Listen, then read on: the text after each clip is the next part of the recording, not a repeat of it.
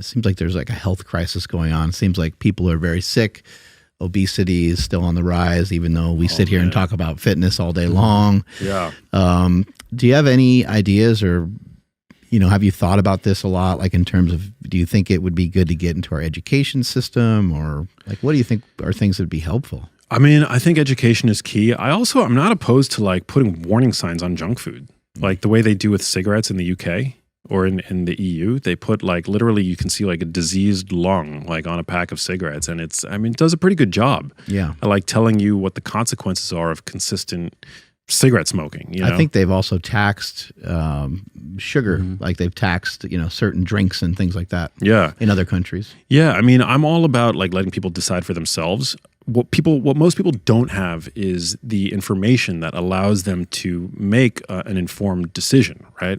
Like, I think that if most people knew that fruit juice was literally just sugar water, you know what I'm saying? This guy gained like 12 pounds. Having like I don't know, pineapple juice or something. Just having gallons of juice. And we wish we could say like, oh yeah, this was like 10 years ago when he wasn't as aware. But no, this shit was like 10 days ago. Listen, don't lose your train of thought. Please, don't lose your train of thought. What happened? We always talk about not drinking your fucking calories. This is like the 5th time I've told this damn story. But like 3 weeks ago, I was like, you know what? Fuck it. Let me see what happens if I just start drinking a little juice, just like have a cup here and there. Because it was so good, I couldn't just keep it to a cup on certain days. And after a week, because I overconsumed the juice because it was so good, I gained like 12 pounds. Maybe it was muscle though. Could have been muscle. Dog, I haven't been 258 pounds since like in years. I haven't touched that weight. And I was like, you know what? I see why we don't drink juice, because we're not adult enough to have small portions. Small portions. It is delicious. It is so delicious. Favorite juice, pineapple juice? Actually, I had the Simply Lemonade ones, but they have this Simply Watermelon, which was lower in calories. Don't make the jokes. It was lower in calories, so I decided to go with that one. And it tasted lighter, but even so, I just overconsumed it because it was so fucking good. Yeah. That's why we tell you don't drink your calories. Yeah. Pat Project family, how's it going? I want to talk to you guys about Within You Supplements, which is developed by Markwells. The cool thing about Within You is that it's not a crazy supplement line which has a crazy amount of unnecessary supplements. They stick to what is necessary. Whey protein, electrolytes, and the electrolytes are dope because they have amino acids and they have zinc. Then there's fasting gum. So we talk a lot about intermittent fasting on the podcast, and this fasting gum has apigenin, rutin, and caffeine, which can actually help you prolong a fast. It's really freaking cool. It was developed by Mark and Joel Green, who we've had on the podcast multiple times. So you guys got to check it out. Andrew, how can they get it? Yes, that's over at markwellslingshot.com. And at checkout, enter promo code PowerProject10 to save 10% off your entire order. Links to them down in the description, as well as the podcast show notes. That's a good one. Yeah. I love grapefruit juice is like, ooh. Yeah, grapefruit juice is the shit. So you drink some juice here and there? No, I mean, I don't, because I don't bring it into my house, but occasionally, occasionally post workout, like I'll have but it's pretty rare actually. Yeah, I'm generally like, I would say the only time I'm really these days drinking my calories, so to speak, is like I put like the heavy cream in my coffee, which we've talked about. Yeah. And I'll drink like a smoothie occasionally. I have like a smoothie recipe that's like doing pretty well in California. There's like this place called Earth Bar. You guys familiar with it? It's if you live in California, there's a few in San Francisco, there's a bunch in LA, but I have a smoothie with them. It's like one of the rare smoothies that doesn't have frozen banana in it. It's just like all low glycemic, like blueberries and avocado and things like that. Vanilla whey, protein. It's probably really good, huh? It's pretty good. Tastes like an oatmeal cookie. It's pretty good. So I'm not a big smoothie person, but like if it's just like a berry-based smoothie with some whey protein, yeah, I'm in. See, but that's pretty filling. It has some fiber in it. You got the fiber, yeah. Yeah, but normal juice, you could just put that shit down. Yeah. I made you lose your train of thought. All right, back to saving the world. Save the world. America, anyway. I don't know, man. I think like I'm a huge fan. Like podcasts like this, I think are a huge public service. Like there's a lot of people on social media these days that are like, that love to hate on whether it's like, diet book authors or health podcasters. I think that it's a great public service to have many different on-ramps for people to get people interested in health and nutrition. and to spread this message of like empowering health, right? Because a lot of people think that healthcare is something that happens when you go to a doctor's office. That's sick care.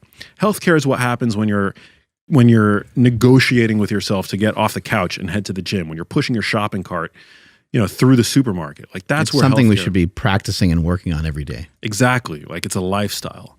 And I think that like it's amazing, like having podcasts, and like I have my own podcast that where I try to do this, and what you want to do ultimately is lead audiences to like be able to form their own questions and lead their own inquiries and investigate their own topics and things like that. Like that's something that I've aspired to be for people, because again, I didn't go through the traditional channels, but I armed myself with information because I had a very important personal vested interest in gaining that information. That was my mom, right?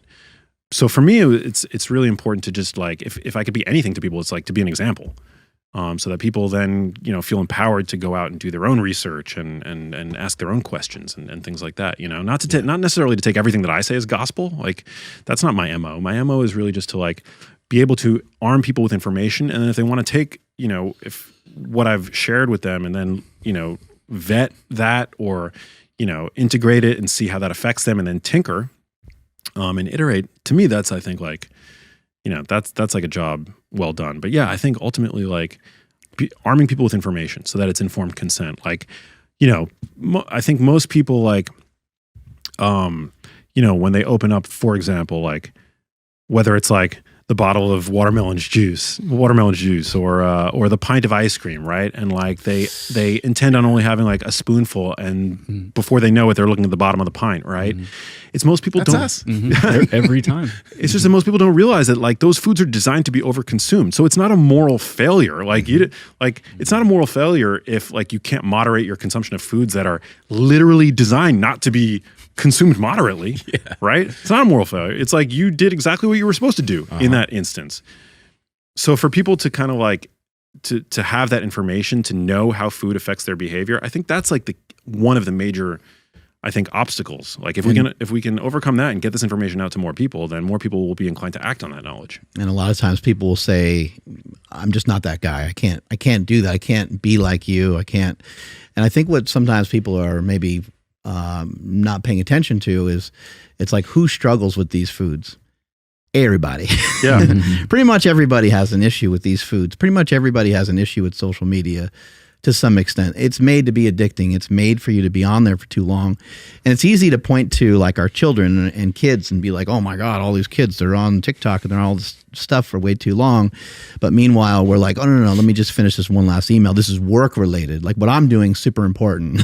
Yeah. I'm not messing around the way that you are. But I think we just lose sight of the fact that so many of these things are very, very difficult. And we need to set up rules and parameters around us. So I agree that there's definitely has to be like education, but there has to be like a practical education so people can apply it. And then I also agree that it's helpful to have Dr. Baker. It's helpful to have a Paul Saladino. It's helpful to have a Lane Norton. And you get these people in all these different fields so people can be like, I don't really vibe with that guy, but that makes sense. I think I can do some of that. Oh, that guy's recommending some 10-minute walks. I can at least figure that out. I don't know about the diet thing, but I can at least figure out to go on some walks. Peeps, we love bringing you all this fitness information, and we also want to help bring that information to more people. So if you could help us out, hit that red subscribe button and then hit the notification bell, and we'll continue to bring you the heat. And I won't whisper in your ear. Talk to you guys later.